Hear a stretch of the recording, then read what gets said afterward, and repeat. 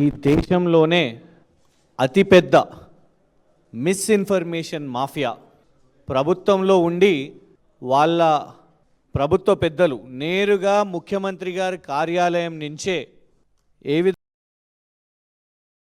గతంలో రేవంత్ రెడ్డి గారికి ఒక ఎక్స్పర్టీస్ ఉంది.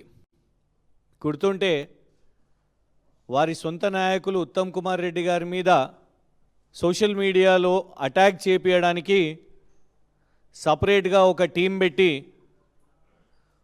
ఉత్తమ్ కుమార్ రెడ్డి గారిని సోషల్ మీడియాలో ఇష్టం వచ్చినట్టు తిట్టిపిస్తూ దుష్ప్రచారాలు చేసిర్రో అదే బుద్ధిని ఇవాళ ముఖ్యమంత్రి కార్యాలయం నుంచి అదే తరహాలో నడిపిస్తున్నారు. మాకు 138 సభ్యులు ఉన్న ఒక వాట్సాప్ గ్రూప్ ఏదైతే ముఖ్యమంత్రి కార్యాలయం నుంచి నడిపిస్తున్నారో అందులో పాపం ఒక తెలంగాణ అభిమాని అనుకోవచ్చు, ఒక విజిల్ బ్లోవర్ ఈ దుష్ప్రచారాలు తట్టుకోలేక వీటి స్క్రీన్ షాట్స్ పంపించారు. ఎంత దారుణం అంటే ఇన్ని రోజులు అందరూ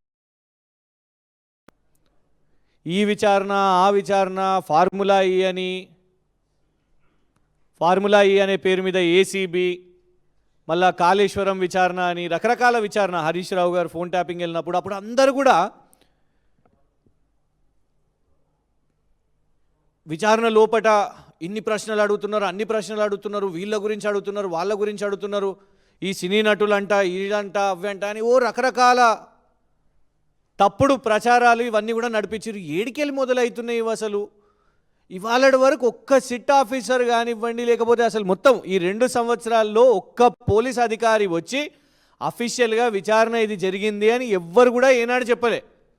మరి ఏడికెళ్ళి జడ్జులు, సినీ నటులు, ఇవి అవి రకరకాల పేర్లు ఏడికెళ్ళి వస్తున్నాయి ఇవన్నీ అని ప్రశ్నించినప్పుడు రీసెంట్గా తెలిసిన అసలు మాఫియా ఏంటిది అంటే ముఖ్యమంత్రి కార్యాలయం నుంచే ఇవన్నిటిని కూడా తయారు చేసి పంపిస్తున్నారు అని స్పష్టంగా కనబడ్డది.